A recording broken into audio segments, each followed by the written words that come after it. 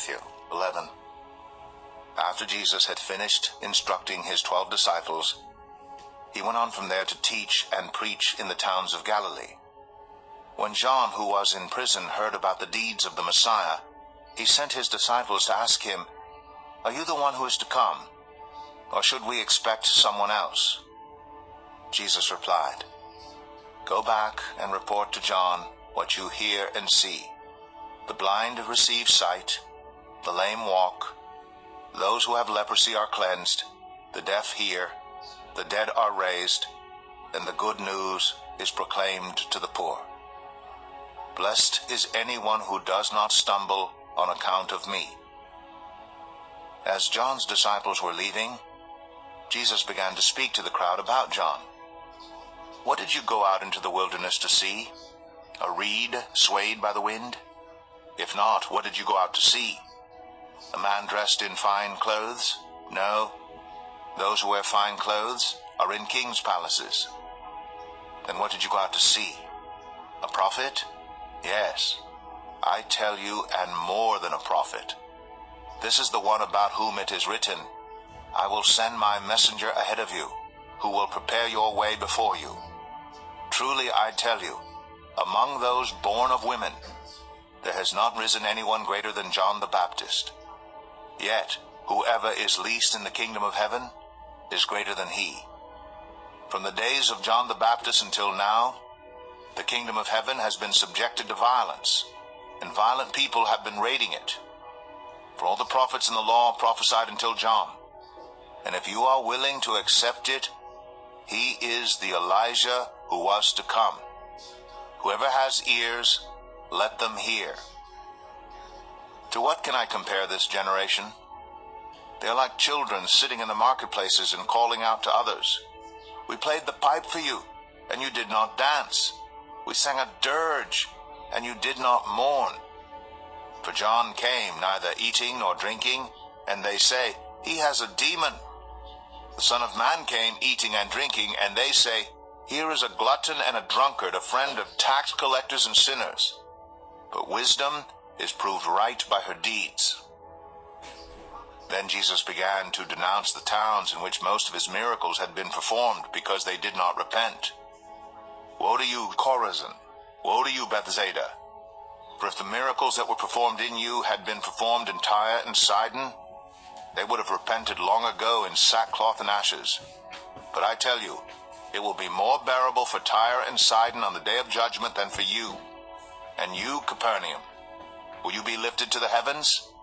No, you will go down to Hades. For if the miracles that were performed in you had been performed in Sodom, it would have remained to this day. But I tell you that it will be more bearable for Sodom on the day of judgment than for you." At that time Jesus said, "I praise you, Father, Lord of heaven and earth, because you have hidden these things from the wise and learned, and revealed them to little children. Yes, Father, for this is what you were pleased to do. All things have been committed to me by my Father. No one knows the Son except the Father, and no one knows the Father except the Son, and those to whom the Son chooses to reveal him. Come to me, all you who are weary and burdened, and I will give you rest. Take my yoke upon you and learn from me, for I am gentle and humble in heart, and you will find rest for your souls. For my yoke is easy, and my burden is light." Matthew 12. At that time, Jesus went through the grain fields on the Sabbath. His disciples were hungry, and began to pick some heads of grain and eat them. When the Pharisees saw this, they said to him, "Look, your disciples are doing what is unlawful on the Sabbath." He answered, "Haven't you read what David did when he and his companions were hungry? He entered the house of God, and he and his companions ate the consecrated bread, which was not lawful for them to do, but only for the priests. Or haven't you read in the law that the priests on Sabbath duty in the temple desecrate the Sabbath, and yet are innocent? I tell you that something greater than the temple is here. If you had known what these words mean, 'I desire mercy, not sacrifice,' you would not have condemned the innocent, for the Son of Man is Lord of the Sabbath." Going on from that place, he went into their synagogue, and a man with a shriveled hand was there. Looking for a reason to bring charges against Jesus, they asked him, "Is it lawful to heal on the Sabbath?" He said to them, "If any of you has a sheep, and it falls into a pit on the Sabbath, will you not take hold of it and lift it out? How much more valuable is a person than a sheep? Therefore it is lawful to do good on the Sabbath." Then he said to the man, "Stretch out your hand." So he stretched it out, and it was completely restored, just as sound as the other. But the Pharisees went out and plotted how they might kill Jesus. Aware of this, Jesus withdrew from that place. A large crowd followed him, and he healed all who were ill. He warned them not to tell others about him. This was to fulfill what was spoken through the prophet Isaiah. "Here is my servant whom I have chosen, the one I love, in whom I delight. I will put my spirit on him, and he will proclaim justice to the nations. He will not quarrel or cry out. No one will hear his voice in the streets. A bruised reed he will not break, and a smoldering wick he will not snuff out, till he has brought justice through to victory. In his name the nations will put their hope." Then they brought him a demon-possessed man who was blind and mute, and Jesus healed him, so that he could both talk and see. All the people were astonished and said, "Could this be the Son of David?" But when the Pharisees heard this, they said, "It is only by Beelzebul, the prince of demons, that this fellow drives out demons." Jesus knew their thoughts and said to them, "Every kingdom divided against itself will be ruined, and every city or household divided against itself will not stand. If Satan drives out Satan, he is divided against himself. How then can his kingdom stand? And if I drive out demons by Beelzebul, by whom do your people drive them out? So then, they will be your judges. But if it is by the Spirit of God that I drive out demons, then the kingdom of God has come upon you. Or again, how can anyone enter a strong man's house and carry off his possessions unless he first ties up the strong man? Then he can plunder his house. Whoever is not with me is against me, and whoever does not gather with me scatters. And so I tell you, every kind of sin and slander can be forgiven, but blasphemy against the Spirit will not be forgiven. Anyone who speaks a word against the Son of Man will be forgiven, but anyone who speaks against the Holy Spirit will not be forgiven, either in this age or in the age to come. Make a tree good, and its fruit will be good, or make a tree bad, and its fruit will be bad. For a tree is recognized by its fruit. You brood of vipers, how can you who are evil say anything good? For the mouth speaks what the heart is full of. A good man brings good things out of the good stored up in him, and an evil man brings evil things out of the evil stored up in him. But I tell you that everyone will have to give account on the day of judgment for every empty word they have spoken. For by your words you will be acquitted, and by your words you will be condemned." Then some of the Pharisees and teachers of the law said to him, "Teacher, we want to see a sign from you." He answered, "A wicked and adulterous generation asks for a sign, but none will be given it except the sign of the prophet Jonah. For as Jonah was 3 days and 3 nights in the belly of a huge fish, so the Son of Man will be 3 days and 3 nights in the heart of the earth. The men of Nineveh will stand up at the judgment with this generation and condemn it, for they repented at the preaching of Jonah, and now something greater than Jonah is here. The queen of the south will rise at the judgment with this generation and condemn it, for she came from the ends of the earth to listen to Solomon's wisdom, and now something greater than Solomon is here. When an impure spirit comes out of a person, it goes through arid places seeking rest and does not find it. Then it says, 'I will return to the house I left.' When it arrives, it finds the house unoccupied, swept clean, and put in order. Then it goes and takes with it 7 other spirits more wicked than itself, and they go in and live there. And the final condition of that person is worse than the first. That is how it will be with this wicked generation." While Jesus was still talking to the crowd, his mother and brothers stood outside wanting to speak to him. Someone told him, "Your mother and brothers are standing outside wanting to speak to you." He replied to him, "Who is my mother, and who are my brothers?" Pointing to his disciples, he said, "Here are my mother and my brothers. For whoever does the will of my Father in heaven is my brother and sister and mother." Matthew 13. That same day Jesus went out of the house and sat by the lake. Such large crowds gathered around him that he got into a boat and sat in it, while all the people stood on the shore. Then he told them many things in parables, saying, "A farmer went out to sow his seed. As he was scattering the seed, some fell along the path, and the birds came and ate it up.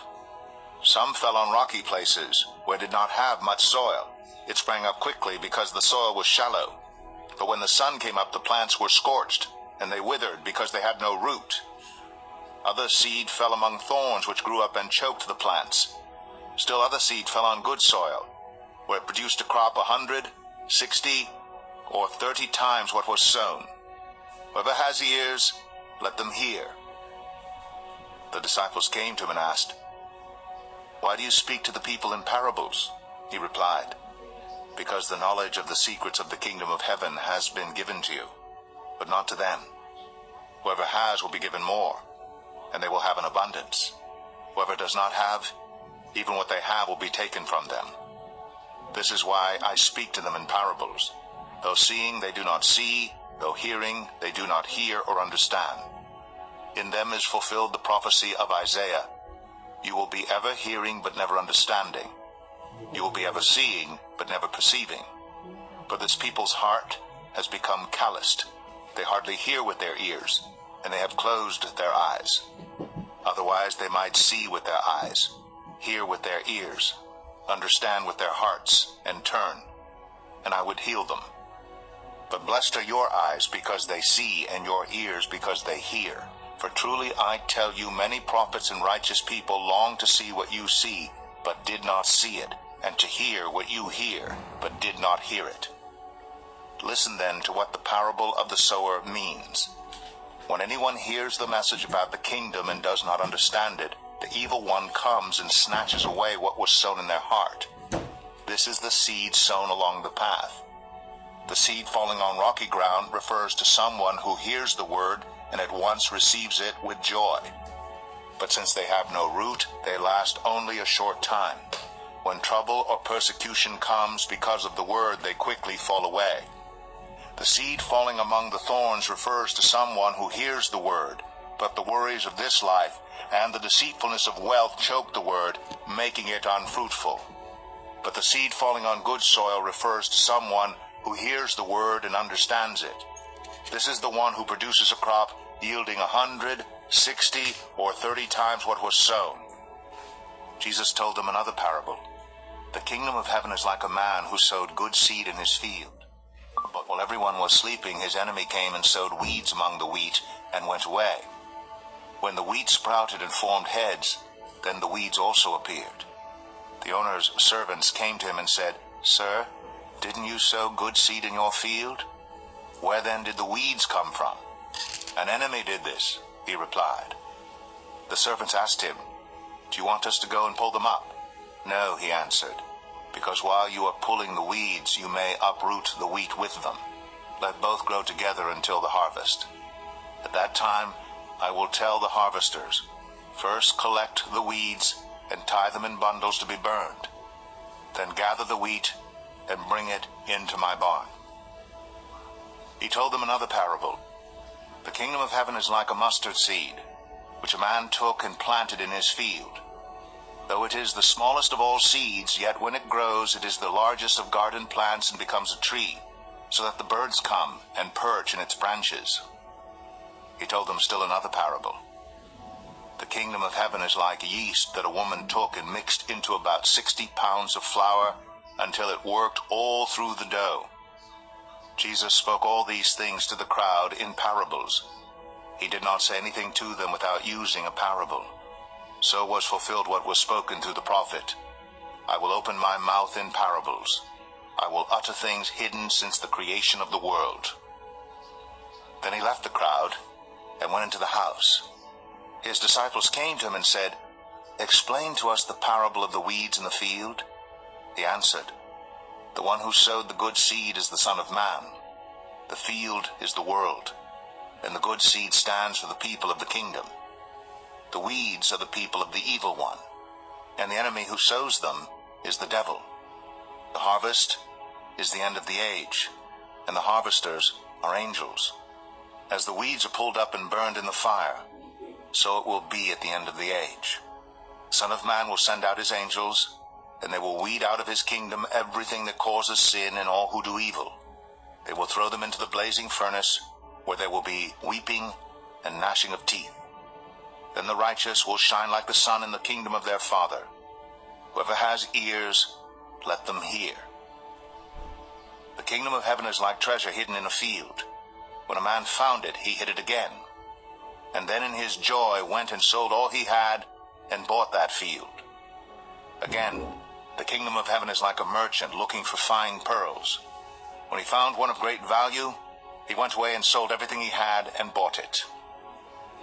Once again, the kingdom of heaven is like a net that was let down into the lake and caught all kinds of fish. When it was full, the fishermen pulled it up on the shore. Then they sat down and collected the good fish in baskets, but threw the bad away. This is how it will be at the end of the age. The angels will come and separate the wicked from the righteous, and throw them into the blazing furnace, where there will be weeping and gnashing of teeth. "Have you understood all these things?" Jesus asked. "Yes," they replied. He said to them, "Therefore every teacher of the law who has become a disciple in the kingdom of heaven is like the owner of a house who brings out of his storeroom new treasures as well as old." When Jesus had finished these parables, he moved on from there. Coming to his hometown, he began teaching the people in their synagogue, and they were amazed. "Where did this man get this wisdom and these miraculous powers?" they asked. "Isn't this the carpenter's son? Isn't his mother's name Mary? And aren't his brothers James, Joseph, Simon, and Judas? Aren't all his sisters with us? Where then did this man get all these things?" And they took offense at him.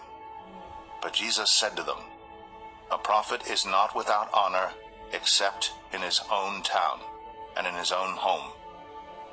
And he did not do many miracles there because of their lack of faith. Matthew 14. At that time Herod the Tetrarch heard the reports about Jesus, and he said to his attendants, "This is John the Baptist. He has risen from the dead. That is why miraculous powers are at work in him." Now Herod had arrested John and bound him and put him in prison because of Herodias, his brother Philip's wife. For John had been saying to him, "It is not lawful for you to have her." Herod wanted to kill John, but he was afraid of the people because they considered John a prophet. On Herod's birthday, the daughter of Herodias danced for the guests and pleased Herod so much that he promised with an oath to give her whatever she asked. Prompted by her mother, she said, "Give me here on a platter the head of John the Baptist." The king was distressed, but because of his oaths and his dinner guests, he ordered that her request to be granted, and had John beheaded in the prison. His head was brought in on a platter and given to the girl, who carried it to her mother. John's disciples came and took his body and buried it. Then they went and told Jesus. When Jesus heard what had happened, he withdrew by boat privately to a solitary place. Hearing of this, the crowds followed him on foot from the towns. When Jesus landed and saw a large crowd, he had compassion on them and healed their sick. As evening approached, the disciples came to him and said, "This is a remote place, and it's already getting late. "Send the crowds away so they can go to the villages and buy themselves some food." Jesus replied, "They do not need to go away. You give them something to eat." "We have here only 5 loaves of bread and 2 fish," they answered. "Bring them here to me," he said. And he directed the people to sit down on the grass. Taking the 5 loaves and the 2 fish and looking up to heaven, he gave thanks and broke the loaves. Then he gave them to the disciples, and the disciples gave them to the people. They all ate and were satisfied. And the disciples picked up 12 basketfuls of broken pieces that were left over. The number of those who ate was about 5,000 men, besides women and children. Immediately Jesus made the disciples get into the boat and go on ahead of him to the other side while he dismissed the crowd. After he had dismissed them, he went up on a mountainside by himself to pray. Later that night, he was there alone, and the boat was already a considerable distance from land, buffeted by the waves because the wind was against it. Shortly before dawn, Jesus went out to them, walking on the lake. When the disciples saw him walking on the lake, they were terrified. "It's a ghost," they said, and cried out in fear. But Jesus immediately said to them, "Take courage, it is I, don't be afraid." "Lord, if it's you," Peter replied, "tell me to come to you on the water." "Come," he said. Then Peter got down out of the boat, walked on the water, and came toward Jesus. But when he saw the wind, he was afraid, and beginning to sink, he cried out, "Lord, save me." Immediately Jesus reached out his hand and caught him. "You of little faith," he said, "why did you doubt?" And when they climbed into the boat, the wind died down. Then those who were in the boat worshipped him, saying, "Truly, you are the Son of God." When they had crossed over, they landed at Gennesaret. And when the men of that place recognized Jesus, they sent word to all the surrounding country. People brought all their sick to him and begged him to let the sick just touch the edge of his cloak. And all who touched it were healed.